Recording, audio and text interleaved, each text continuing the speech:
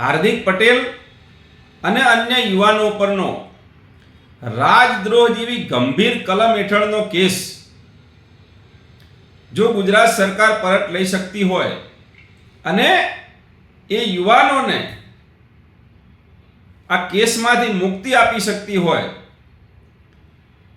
તો પછી જેમાં કોઈ ફરિયાદી જ નથી, જ્યાં રોકાણકારોને કોઈ પ્રોબ્લેમ જ નથી, એવા કેસમાં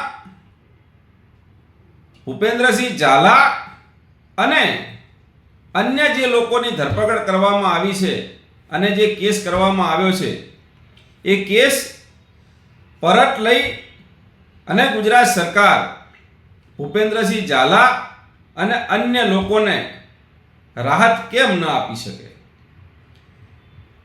ગૃહ રાજ્યમંત્રી પોતે જ કહે છે કે આ કેસમાં કોઈ જ ફરિયાદી નથી.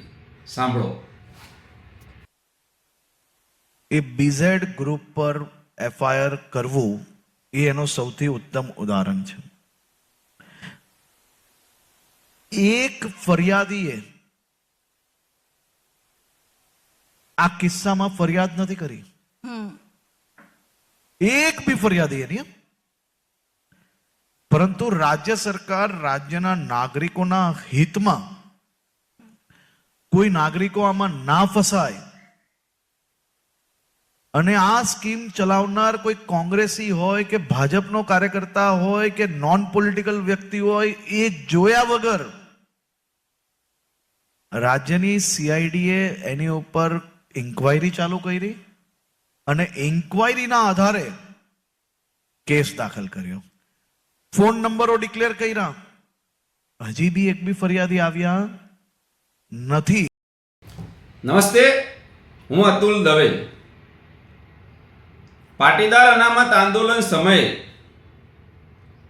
અનેક યુવાનો પર જે કેસો થયા હતા એમાંના મોટા ભાગના કેસો તો સરકારે પહેલા પાછા ખેંચી લીધા હતા, પરંતુ રાજદ્રોહ જેવા જે ગંભીર કેસો હતા એ બાકી રહી ગયા હતા અને એ કેસો પણ ગુજરાત સરકારે હમણાં જ પાછા ખેંચ્યા છે. આનો લેશ માત્ર વિરોધ નથી. જે કંઈ સરકારે હાર્દિક પટેલ અને પાટીદાર સમાજના યુવાનોને રાહત આપી છે અને આ કેસની ઝંઝટમાંથી મુક્તિ આપી છે એ બદલ હું ગુજરાત સરકારને ખૂબ ખૂબ અભિનંદન આપું છું. અને આ એમનો જે નિર્ણય છે એની હું લેશ માત્ર ટીકા કરવા માંગતો નથી, પરંતુ હું ગુજરાત સરકારને એટલું જ કહેવા માંગુ છું કે જે રીતે આ સરકારે હાર્દિક પટેલ અને અન્ય યુવાનો પરનો રાજદ્રોહ જેવી ગંભીર કલમનો કેસ પાછો ખેંચ્યો, એ જ રીતે બીઝેડ ગ્રુપ ઉપર અને એના સીઈઓ શ્રી ભૂપેન્દ્રસિંહ પરબતસિંહ ઝાલા વિરુદ્ધ જે કેસ કરવામાં આવ્યો છે અને એની સાથે અન્ય જે એજન્ટોની પણ ધરપકડ કરવામાં આવી છે, એ કેસ કે જેમાં કોઈ ફરિયાદી જ નથી, જેના ઇન્વેસ્ટરોને પણ કોઈ પ્રોબ્લેમ નથી, તો પછી ગુજરાત સરકાર આ કેસ પાછો ખેંચી અને ભૂપેન્દ્રસિંહ ઝાલા અને અન્ય લોકોને રાહત કેમ ન આપી શકે? ક્યાં છે ફરિયાદીઓ? કોઈ પણ ફરિયાદી કે રોકાણકાર આમાં ફરિયાદ કરવા આવ્યો નથી. અરે ફરિયાદ તો જવા દો, રોકાણકારો આજ પણ એમ કહે છે કે અમને બીઝેડ ઉપર અને ભૂપેન્દ્રસિંહ ઝાલા ઉપર પૂરો ભરોસો છે અને અમને એમના વિરુદ્ધ કોઈ ફરિયાદ નથી. અરે એથી આગળ વધી અને ઇન્વેસ્ટરો તો એફિડેવિટ કરાવવા તૈયાર છે કે અમને ભૂપેન્દ્રસિંહ ઝાલા વિરુદ્ધ કોઈ ફરિયાદ નથી. સાંભળો. એકદમ તમને ભરોસો છે બીજેડ ઉપર? આપનું શું નામ? રણજીતજી, તમે જે પૈસા રોક્યા એ પૈસા તમારા સલામત છે? તમને કોઈ જાતનો અવિશ્વાસ છે બીજેડ ઉપર? કોઈ વિશ્વાસ? તમને પહેલા કોઈ તકલીફ છે બીજેડની? તમે સોગંદનામું કરીને સરકાર પાસે જવા તૈયાર છો ને કે ભાઈ અમને બીજેડ ઉપર કોઈ તકલીફ નથી, અમારી સાથે કોઈ છેતરપિંડી થઈ નથી. બીજા મિત્રો, તમને કોઈ તકલીફ છે બીજેપી ભાઈ? તમારા પૈસા સલામત છે? તમને રેગ્યુલર પેમેન્ટ મળ્યા છે? તમને બીજેપી કોઈ ફરિયાદ છે? મારી ગુજરાત સરકારને વિનમ્ર અપીલ છે કે આ મામલામાં ઉતાવળે કાચું કપાઈ ગયું છે. હા, ઇન્વેસ્ટરોને ફરિયાદ હોત કે એમના પૈસા પાછા ન મળતા હોત કે એમના પૈસા લઈને કંપનીના ડાયરેક્ટરો કે એ બધા ભાગી ગયા હોત તો વાત બરાબર છે. પણ અહીં તો ઉલટી ગંગા છે. સહારામાં, પલ્સમાં, માધુપુરા બેંકમાં, આદર્શ ક્રેડિટ સોસાયટીમાં તો ઇન્વેસ્ટરોના ટોળે ટોળા પોલીસ સ્ટેશન ને મીડિયા સામે જતા હતા કે અમારા પૈસા લાવો, અમારા પૈસા અપાવો. એવું આમાં થયું હોત તો હું ક્યારે આવું રાજ્ય સરકારને કહેવા ન જાત. પણ અહીં તો કોઈ ફરિયાદ કર્યું નથી. ઇન્વેસ્ટરો સામેથી એમ કહે છે કે ભાઈ અમને બીજેડ ઉપર ભરોસો છે, અમે એવું સોગંદનામું કરી આપવા તૈયાર છીએ, અને એવા સોગંદનામા કરવાનું ચાલુ થઈ ગયું છે. તો પછી ગુજરાત સરકારને શું વાંધો છે? જો ગુજરાતના ગૃહ રાજ્યમંત્રી એમ કહેતા હોય કે આના પ્રમાણ લાવો, તો હું શરૂઆતના તબક્કે 500 ઇન્વેસ્ટરોને સોગંદનામા સાથે લઈ અને ગુજરાત રાજ્યના ગૃહ રાજ્યમંત્રીને મળવા માટે તૈયાર છું. શું નામ આપનું? મારું નામ કાળુભાઈ ખરાડી છે. કાળુભાઈ, તમે આમાં પૈસા રોક્યા તો તમને ક્યાં એવું લાગ્યું કે તમારી સાથે છેતરપિંડી થઈ છે? મારા સાથે ઇન્વેસ્ટમેન્ટ મેં કર્યું ત્યારથી મારા સાથે કોઈ છેતરપિંડી થઈ નથી. સમયસર તારીખ પ્રમાણે એનું વળતર પણ અમને મળતું હતું. અને બીજેડ ગ્રુપ ઉપર અમને પૂરેપૂરો વિશ્વાસ છે. હું તો એટલી તો વિનંતી કરું છું, ગૃહ રાજ્યમંત્રી હર્ષ સંઘવી સાહેબને વિનંતી કરું છું કે સાહેબશ્રી અને સરકારને પણ વિનંતી કરું છું કે બીજેડ ગ્રુપના સીઈઓ ભૂપેન્દ્રસિંહ ઝાલા સાહેબને મુક્ત કરો, જેથી કરીને અમારું જે રોકાણ કરેલું છે એ અમને પરત પાછું મળે એવી હું વિનંતી કરું છું. શું નામ આપનું? રાકેશ દેસાઈ નામ છે. રાકેશભાઈ, તમે આમાં ઇન્વેસ્ટ કરેલું છે તો તમારી સાથે કોઈ છેતરપિંડી થઈ છે આમાં? ક્યારે પણ નહીં. તમને અને જ્યાં સુધી ભરોસો છે? પૂરેપૂરો ભરોસો છે. અને ભૂપેન્દ્રસિંહ ઝાલા હતા અહીંયા ત્યાર સુધીમાં તો કોઈ પ્રોબ્લેમ હતો જ નહીં.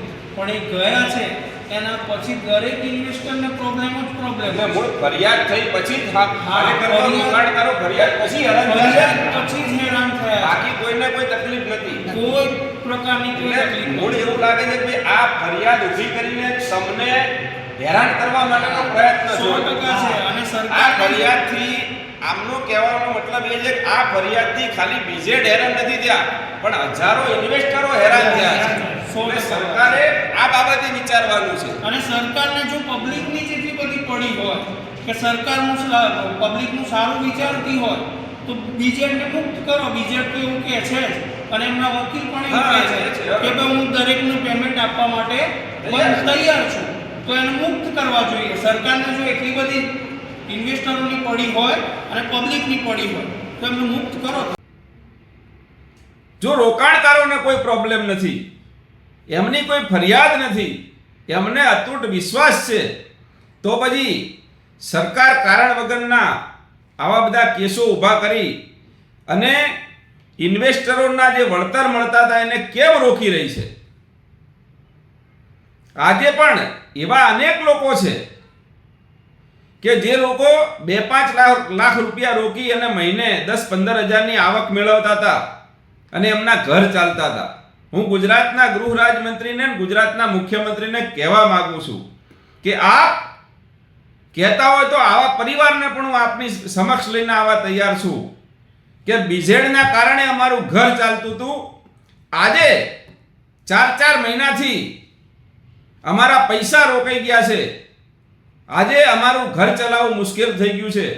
એટલે આમાં રોકાણકારોનું જો ખરેખર સરકાર હિત ઈચ્છતી હોય ને તો આ કેસ તાત્કાલિક પાછો ખેંચી લેવો જોઈએ. એના પ્રમાણ માટે અગર ગુજરાત સરકારને જે કોઈ પુરાવા જોતા હોય કે ભાઈ તમામ ઇન્વેસ્ટરો જેમના પૈસા એમાં બાકી છે એ ઇન્વેસ્ટરોને સરકાર કે અમારી સમક્ષ લાવો, તો હું એમને પણ લાવવા તૈયાર છું, એમના એફિડેવિટ પણ લાવવા તૈયાર છું.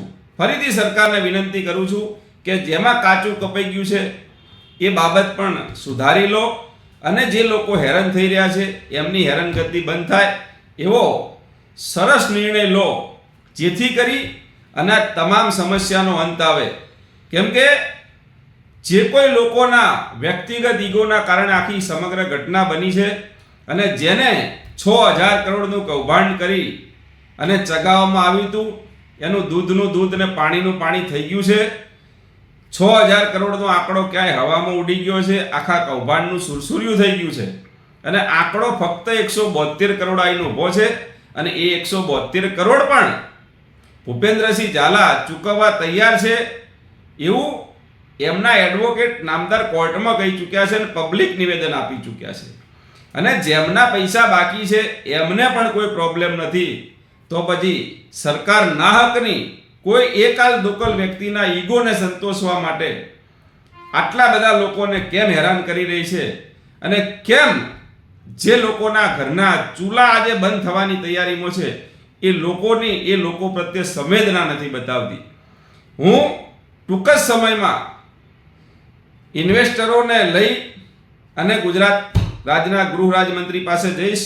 મેં એમની પાસે સમય પણ માગ્યો છે અને જ્યારે બી ગુજરાતના ગૃહ રાજ્યમંત્રી સમય આપશે ત્યારે હું ઇન્વેસ્ટરોને લઈ અને આખા સમગ્ર કેસનો ઇતિથી અંત સુધીનો જે ઘટનાક્રમ છે એથી એમને વાકેફ કરાવીશ અને એમને એ પણ વિશ્વાસ અપાવીશ કે કોઈ પણ ઇન્વેસ્ટરને બીજેડ બાબતે ફરિયાદ નથી અને સરકાર આ બાબતે હકારાત્મક વલણ અપનાવી અને જે રીતે હાર્દિક પટેલ અને અન્ય યુવાનો પરના રાજદ્રોહ જેવા ગંભીર કેસો પાછા ખેંચ્યા, એ જ રીતે ભૂપેન્દ્રસિંહ ઝાલા અને અન્ય ઉપર જે કેસ થયો છે એ પાછો ખેંચે એ માટે રૂબરૂમાં જઈ અને વિનંતી કરીશું અને એમને જે જોતા હશે પુરાવા અને ખુલાસા અને એ સિવાય પણ એમને જે લાગે કે ના અમને સંતોષ થયો, હવે ખરેખર બીજેડ દોષિત નથી, એના જે કોઈ